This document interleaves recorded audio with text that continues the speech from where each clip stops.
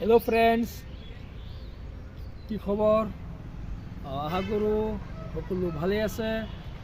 আজি মই আবেলি সময়ত ঘৰৰ পৰা অলপ ওলাই আহিছোঁ যে আজি মোৰ যি ব্লগ চেনেল এই চেনেলত যিসকল সাবস্ক্ৰাইবাৰ আৰু মোৰ যি ফেচবুক পেজ এই পেজত যিখিনি ফলোৱাৰ্ছ আছে এইসকলক মই আৰু এটি আমোদজনক ভিডিঅ' মানে দেখাবলৈ আজি মই আবেলি ঘৰৰ পৰা ওলাই আহিছোঁ।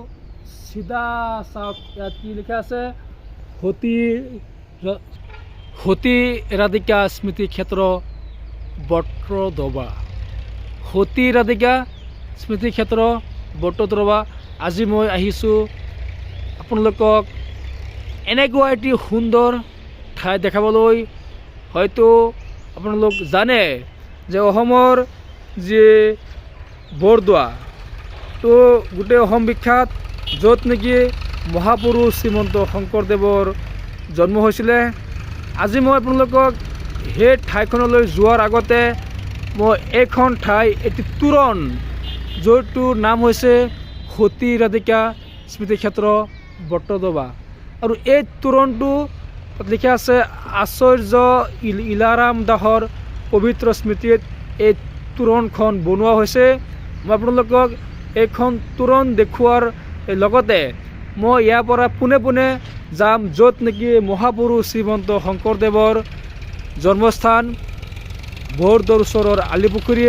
মই তাত গৈ আপোনালোকক এই মহাপুৰুষজনাৰ যি তীৰ্থস্থান তাত ভক্তসকলে যি আবেলি সময়ত প্ৰাৰ্থনা কৰে আৰু সেই প্ৰাৰ্থনাৰ লগতে মই আপোনালোকক এই বটদ্ৰৱা থানৰ যি পাৰিপাৰ্শ্বিক পৰিৱেশ মই আপোনালোকক সেইখিনি দেখুৱাম। আৰু এটা কথা ক'ব লাগিব, বটদ্ৰৱা থানখন আগতকৈ বহুত উন্নত হৈছে, আগতকৈ দেখাত বহুত সুন্দৰ। আগৰ যিসমূহ আছিলে অট্টালিকা এইবিলাক বৰ্তমান ভাঙি চূৰমাৰ কৰি এতিয়া আগতকৈ বহুত উন্নত মানদণ্ডৰ অট্টালিকা সাজিছে। আৰু তাত গ'লে সঁচাকৈ মনটো কিবা এটা বেলেগ বেলেগ ভাৱ আহে।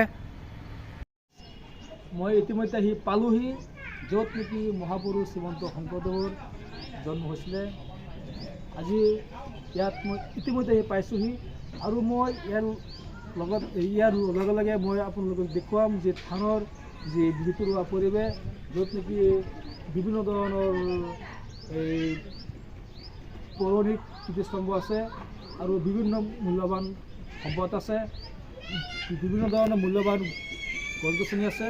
আহক মোৰ লগত আপোনালোকে এইখিনি চাওক, মই আপোনালোকক দেখুৱাম, আপোনালোকে এইখিনি চাব পাৰিব।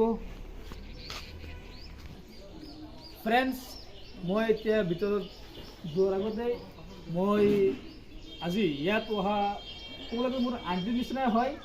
আণ্টিসকলক মই পাইছোঁ, এতিয়া সুধি আছোঁ যে আপোনালোক ক'ৰ পৰা আহিছে। অঁ আচ্ছা, আজি আহিছিলে কেতিয়া? দেৰি 3:30 বাজি গ'ল। অঁ আচ্ছা আচ্ছা, মানে এতিয়া আপোনালোকে এনে চাবহে আহিছোঁ, ভৰাই দিয়া নাই। অঁ আচ্ছা আচ্ছা, কওকচোন মানে এই থানটো মই ক'বলৈ গ'লে কিন্তু আগত আছিলে যেনেকুৱা তাত কিন্তু বহুত হৈছে উন্নত, হয়নে নহয়? মানে সঁচাকৈ ক'বলৈ গ'লে আহিলে এতিয়া মনটো কিবা এটা বেলেগ ভাৱ আহে ন, মানে যে আমাৰ নেকি য'ত এই মানে মহাপুৰুষ শ্ৰীমন্ত শংকৰদেৱৰ জন্ম, মানে হয়তো আমাৰ ধৰ্মটো বেলেগ হয় হ'লেও মানে আমি মানে ধৰ্মৰ কথা আমি নকওঁ। ইয়াত আহিবলৈ এটা শান্তিৰ একতা, মানে এটা একতা আহে য'ত নেকি অসমৰ বিভিন্ন প্ৰান্তৰ মানুহসকল এটা আহে মানে আমাৰ গুৰুজনাক প্ৰাৰ্থনা কৰিবলৈ, আৰু মানে বিশ্বৰ বিভিন্ন প্ৰান্তৰ পৰা মানুহ আহে ইয়াত মানে এই ঠাইখিনি পৰ্যটক হিচাপে ল'বলৈ আৰু মহাপুৰুষ শ্ৰীমন্ত শংকৰদেৱৰ বিষয়ে জানিবলৈ, হয়নে? আৰু আপোনালোক ইয়াত আহিছে যে আপোনালোক অকলে আহিছে না আৰু কোনোবা মানে গাড়ীত আহিছে ন? আৰুতো বেছি দিন নাই, আকৌ আহি আছে ফাকুৱা, হয়তো আকৌ আহিব। ঠিক আছে, কথা পাতি ভাল লাগিছে। আশা কৰোঁ আজি ভালে ভালে গৈ পাওঁ। ধন্যবাদ। ফ্ৰেণ্ডছ, এতিয়া মই পোনে পোনে আহিছোঁ ভিতৰলৈ। এয়া আছে ভিতৰৰ যি সুন্দৰ পৰিৱেশ, মই আপোনালোকক এইখিনি দেখাবলৈ মই যত্ন কৰি আছোঁ। এয়া চাই আছে এই যে আমাৰ যি আইতাসকল, এই আইতাসকলে আজি ইয়াত মহাপুৰুষ শ্ৰীমন্ত শংকৰদেৱৰ যি জন্মস্থান তাতে প্ৰাৰ্থনা কৰিছে, কৰি লাহে লাহে বৰমোৱা হৈ আছে। আৰু এয়া খুব সুন্দৰ মুহূৰ্ত। এটা কথা মই আগতে আপোনালোকক কৈছিলোঁ যে আগতে এই থানৰ এই যিসমূহ বিল্ডিং সেইখিনি অলপ মডিফাই কৰিছে, অলপ ৰিপেয়াৰিং কৰি আগতকৈ বহুত উন্নত বনাইছে।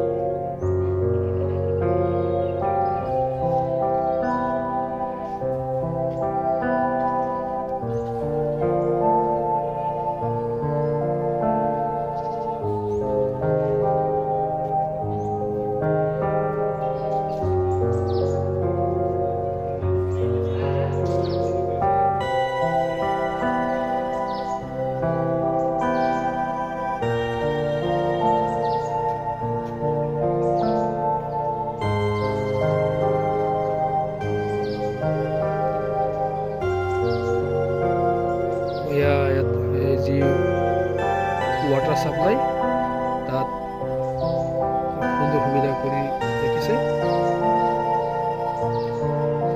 খুব সুন্দৰ পৰিৱেশ, আগতকৈ বহুত উন্নত হৈছে বটদ্ৰৱা থান, য'ত আহিলে মনটো ফ্ৰেছ হয়। আৰু ইয়াত বিভিন্ন ধৰ্মাৱলম্বীৰ লোক আহে, প্ৰতি বছৰে আহে, সদায় আমি দেখা পাওঁ। ইয়াত এটি যি একতা, যি মৰমৰ এনাজৰীটো সদায় আছে। আৰু মই আশা কৰোঁ এইটো একতা সদায় থাকক।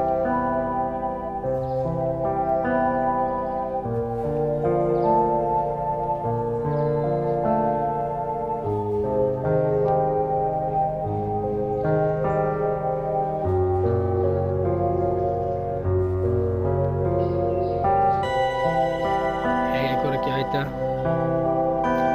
ইতিমধ্যে প্ৰাৰ্থনা কৰি আহি আছে। খুব সুন্দৰ মুহূৰ্ত।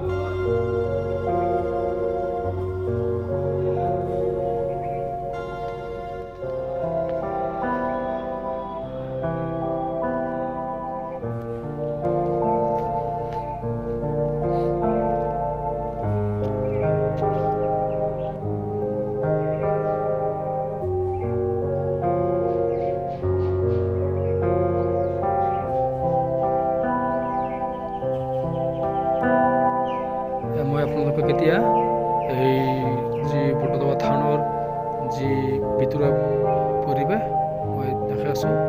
চাওক, তাত লিখা আছে অবৈধ গৃহলৈ। এতিয়া মই পোনে পোনে অবৈধ গৃহলৈ মই গৈ আছোঁ।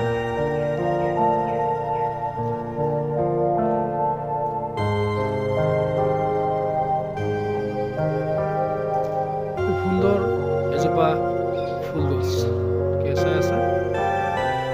যি প্ৰাকৃতিক পৰিৱেশ, ভিতৰুৱা যি প্ৰাকৃতিক পৰিৱেশ, খুব সুন্দৰ পৰিৱেশ। ইয়াত সদায় ঠাণ্ডা হৈ থাকে। ইয়াত গৰমৰ দিনত ইমান গৰম ইয়াত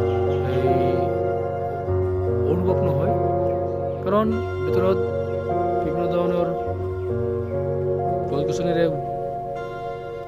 ভৰপূৰ ঠাই, য'ত গৰম সিমান অনুভৱ নহয়।